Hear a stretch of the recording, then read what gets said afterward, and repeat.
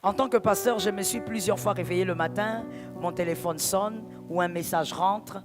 Pasteur, j'ai bien dormi, mais je me réveille et la jambe ne bouge pas. Pasteur, priez pour moi. Mes deux jambes ne fonctionnent pas. Mon mari, on avait bien dormi, mais il se réveille mal, il n'arrive pas à respirer. Pasteur, priez pour nous. Il est sous oxygène.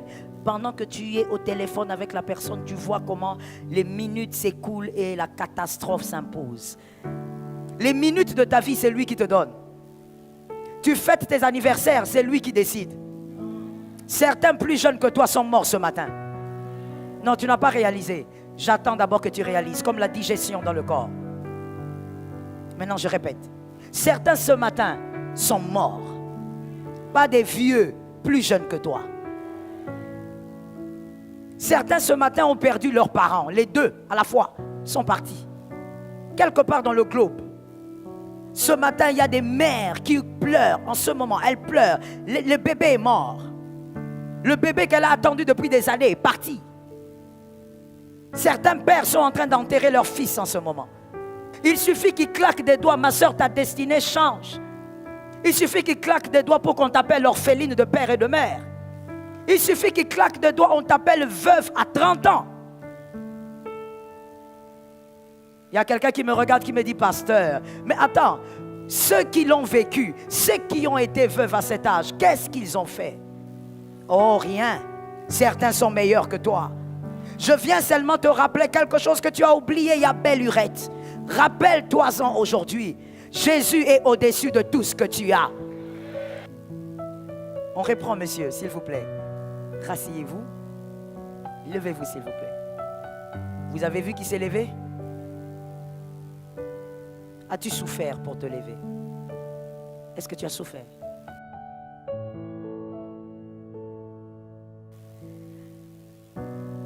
Je peux t'interdire une phrase ce matin, mais je sais que tu vas encore dire la phrase. Donc des fois, en tant que parent et un bon pédagogue, ça ne sert à rien d'interdire quelque chose que la personne va finir par faire. Tu ne devrais normalement pas dire « je trouverai du temps pour Dieu ». Je trouverai du temps pour venir à l'église. Je trouverai du temps pour prier. Je trouverai du temps avant de me coucher pour parler à Dieu. Tu ne devrais pas trouver du temps pour celui qui t'a donné le temps. Dis à ton frère, il s'agit de nous. Non, pasteur, vous savez, si j'ai le temps, je passerai. Tu passeras chez qui? Ton boulanger? Ton cuisinier? Tu parles de Dieu. Tu parles de celui, juste après avoir dit cette phrase un peu bizarre, qui pourrait t'ôter la vie. Et tu n'as plus de temps du tout. Les morts n'ont pas de temps. Je suis sûr que certains morts rêveraient avoir un peu de temps encore pour réparer certaines choses qu'ils n'ont pas eu à faire. Ce n'est pas à Dieu à qui tu vas demander le temps. Ce n'est pas à Dieu à qui tu vas dire je cherche le temps. C'est comme demander le pain à un boulanger. Il a du pain. C'est lui qui te fabrique le pain. C'est à toi de lui demander le pain. C'est comme ça qu'il a dit à la femme samaritaine, tu ne comprends rien, mademoiselle. Si seulement tu savais qui te parlait, tu lui aurais demandé de l'eau. De quoi tu parles? C'est exactement ce que tu fais tous les jours. Tu es comme la femme samaritaine. Quand j'aurai le temps, de quoi tu parles? C'est lui qui te donne le temps. Toi, tu dis quoi à Dieu? Tu ne peux pas demander, ou je veux le dire autrement, tu ne peux pas dire que tu cherches une chose pour celui qui t'a tout donné. Il t'a tout donné.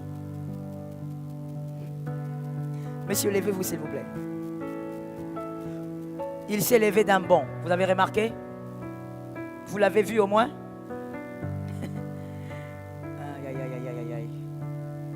Il y a des gens à qui on dit regarde là-bas, mais ils me regardent quand même. J'espère que tu n'as pas un problème avec le cœur. Hein? On reprend, monsieur, s'il vous plaît. Rasseyez-vous. Levez-vous, s'il vous plaît. Vous avez vu qui s'est levé? As-tu souffert pour te lever? Est-ce que tu as souffert? Le mouvement et l'être, c'est Dieu.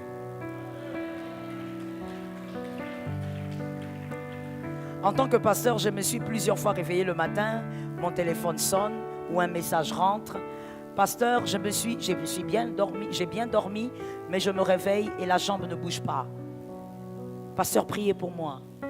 Mes 2 jambes ne fonctionnent pas. Mon mari, on avait bien dormi, mais il se réveille mal, il n'arrive pas à respirer. Pasteur, priez pour nous. Il est sous oxygène. Pendant que tu es au téléphone avec la personne, tu vois comment les minutes s'écoulent et la catastrophe s'impose. Dieu est le maître de tout. Merci, monsieur. Tu n'as rien à proposer à Dieu. Tu lui dois tout. J'ai vu des gens laisser certaines choses. Par exemple, il est en train de manger, il dit... On m'appelle au travail, je dois partir. Mais tu n'as pas fini. Oh, ce n'est pas un problème. Parce qu'il sait que le boulot est plus important que les restaurants. Dieu est plus important que tout ce que tu as. Non, je n'ai pas entendu un amen. Tu donnes un amen de guérison. Pour Dieu, tu devrais laisser... Pour Dieu, tu devrais pouvoir laisser de faire tout ce que tu fais. Pour Dieu. Lorsqu'il s'agit de lui, tu devrais réaliser qu'il n'y a pas plus grand que lui et qu'à lui, on ne cherche pas le temps. Pour lui, on ne cherche pas le temps. Il en est le maître.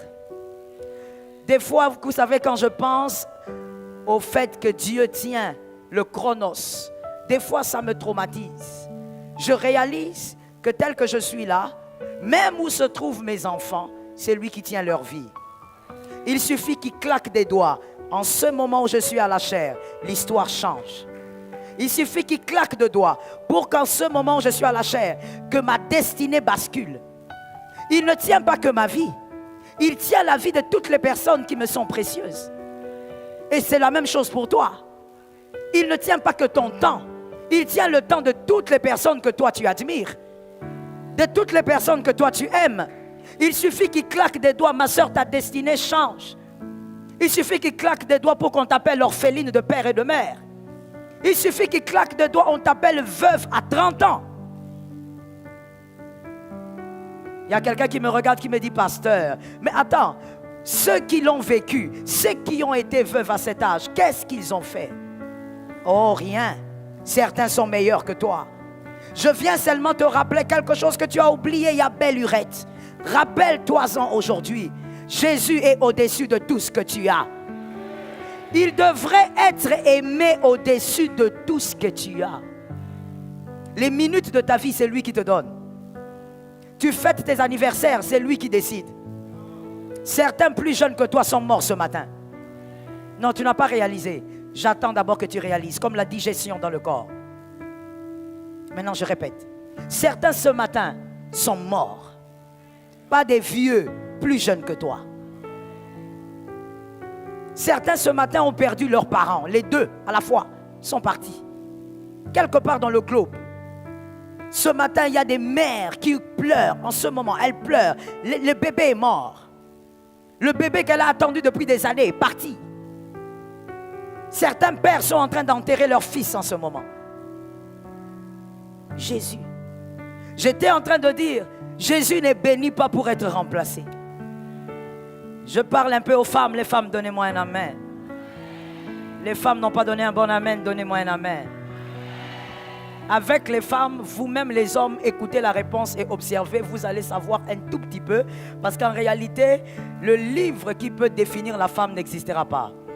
Mais tu vas comprendre un tout petit peu qui est la femme. Les femmes, donnez-moi encore un amen. Alors, la femme, madame, mademoiselle, lorsque vous prenez une bonne chez vous et que vous êtes marié, c'est pour qu'elle vous remplace? Voilà. Ce sont les 2 réponses-là qui sont sorties que j'attendais. Les autres ont dit non, mais au milieu là-bas, j'ai écouté jamais. Ici devant, maman a dit never. Carrément. Ça veut dire qu'à cause de ça, on peut te parler même en espagnol, comme on dit ça. On peut, je te dis, l'espagnol qu'on ne parle pas, on va sortir ça maintenant. Là. Pourquoi? Parce que tu as touché à quelque chose de bizarre. Je ne prends pas une bonne pour qu'elle me remplace. Je prends une bonne pour qu'elle m'aide. On ne prend pas, Dieu ne te bénit pas pour que la bénédiction remplace sa présence. La bénédiction ne doit jamais remplacer sa présence. Fécondité, oui, mais que le travail ne remplace pas Jésus. Que la bénédiction financière ne remplace pas Jésus. Fécondité, oui, on a déclaré, mademoiselle, on t'a dragué par un homme sérieux là-bas, il veut t'épouser, mais que ce garçon ne remplace pas Jésus. Que vos moments de rendez-vous ne remplacent pas Jésus.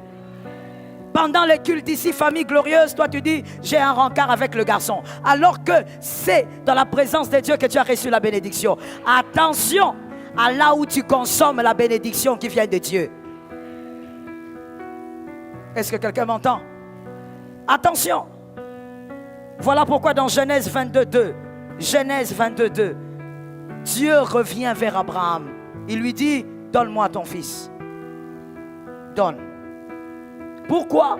Dieu veut se rassurer que Isaac n'a pas remplacé sa présence. Isaac est fils unique, Dieu est unique. Sois béni parce que tu as compris. Ton amen est un amen de compréhension. Isaac est fils unique, Dieu également est unique. Alors il dit, donne-moi Isaac. Je vais vérifier si sur le tableau là, qui est qui? Entre ton mariage et Jésus, qui est qui? Oh yes Lord. Entre ton mari là, que tu mets sur les statuts tous les jours, qui? Entre tes enfants et Jésus, qui est qui? Ton travail, ton compte bancaire, tes affaires, tes biens dans la maison, qui est qui? Abraham a dit, mon enfant, d'accord, je te l'amène. Mais Abraham n'a jamais dit à Sarah. Vous le savez, n'est-ce pas? Sarah ne savait pas qu'Abraham était monté. Pourquoi? Écoutez, je veux réfléchir simplement selon les faits. Même s'il n'y a pas d'écriture qui dit quelque chose dessus. Abraham a refusé de dire à sa femme. Il est monté avec son fils très tôt matin. D'après vous, c'était pourquoi? Il savait que Sarah... Pardon? Vous savez que j'ai entendu quelqu'un dire elle fait le péché. Je ne comprends pas exactement. Vous dites quoi? Ah, Sarah allait l'empêcher. Vous avez raison, à 100%. Mais maintenant, la question, la vraie, pourquoi? Elle n'a pas la foi d'Abraham. Oui, mais comment? Qu'est-ce qui le démontrait? Le fils unique, oui. Qu'est-ce qui le démontrait? Parce que, écoutez, c'est Abraham qui a pris l'enfant. C'est Abraham donc qui sait, que je ne peux pas dire à ma femme.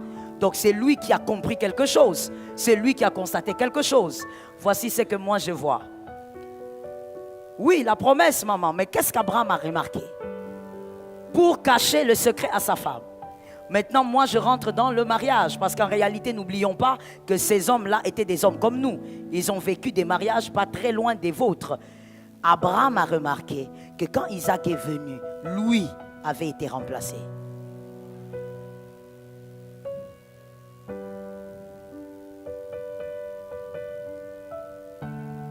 Est-ce que quelqu'un me capte? Abraham avait remarqué qu'à la naissance de ces garçons, même lui, Abraham, dans le cœur de sa femme, il avait été remplacé. Donc, Sarah a commencé même à aimer Isaac plus que... Si Sarah aime son fils plus que son mari, 1 plus 1 égale 2, c'est-à-dire que s'il faut donner l'enfant, impossible. Parce que par amour pour l'enfant, elle peut quitter Abraham.